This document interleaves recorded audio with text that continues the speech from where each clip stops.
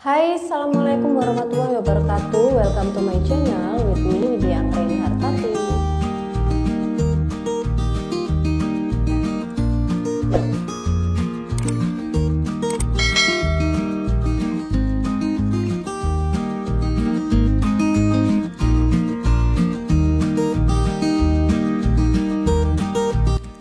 Litosfer itu dapat diartikan sebagai lapisan batuan yang ada di bumi. Litosfer sendiri terdiri dari kerak bumi, mantel bumi, dan inti bumi.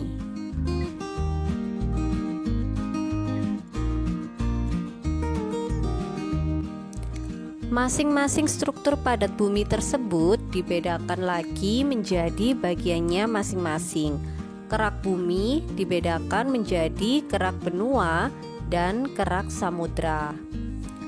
Kerak benua merupakan kerak bumi yang berada di daratan. Kerak samudra merupakan kerak bumi yang berada di dalam laut.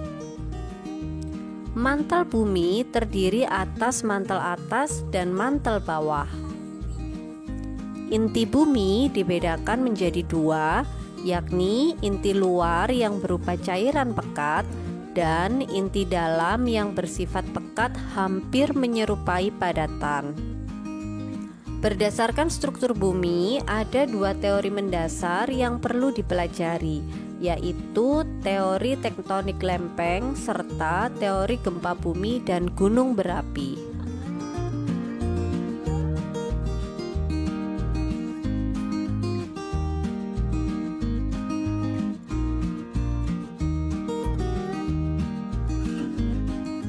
Seorang ahli meteorologi asal Jerman bernama Alfred Wegener mengajukan sebuah teori yang dikenal dengan teori pergerakan benua.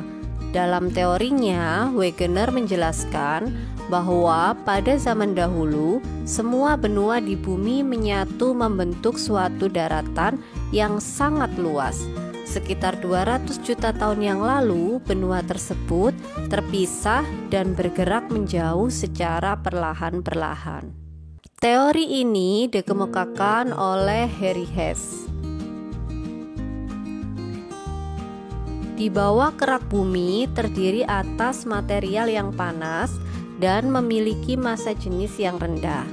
Akibatnya, material tersebut naik ke punggung kerak samudra, kemudian material bergerak ke samping bersama dasar kerak samudra. Dengan demikian, bagian dasar kerak samudra tersebut menjauh dari punggung kerak samudra dan membentuk sebuah patahan, sehingga magma akan naik ke atas serta mengisi patahan tersebut. Magma yang telah sampai ke patahan akan mendingin dan membentuk kerak yang baru. Dari kedua teori tersebut, akhirnya pada tahun 1960, para ilmuwan mengembangkan sebuah teori berdasarkan teori pergerakan benua dan teori pergerakan dasar laut. Teori ini disebut juga dengan teori tektonik lempeng.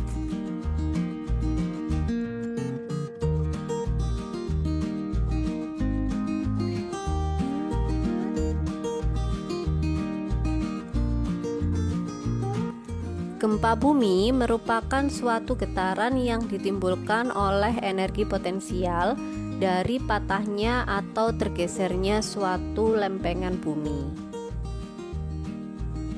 Semakin besar energi yang dipatahkan, maka getarannya akan semakin terasa.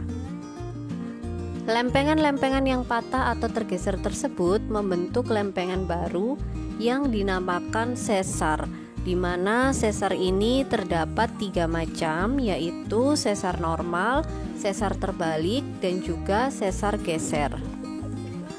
Pergerakan lempeng di sepanjang sesar melepaskan sebuah energi. Energi ini merupakan energi potensial saat lempeng terkena gaya.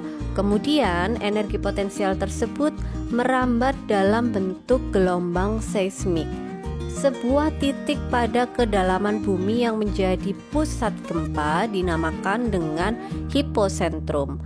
Permukaan bumi yang berada di atas hiposentrum disebut juga dengan epicentrum.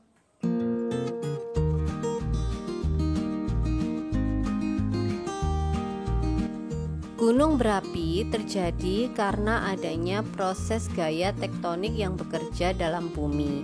Jika litosfer yang berada di atas magma tidak mampu menahan tekanan dari dalam bumi, maka terjadilah erupsi atau gunung meletus. Magma dan material lainnya dimuntahkan melalui kawah gunung api.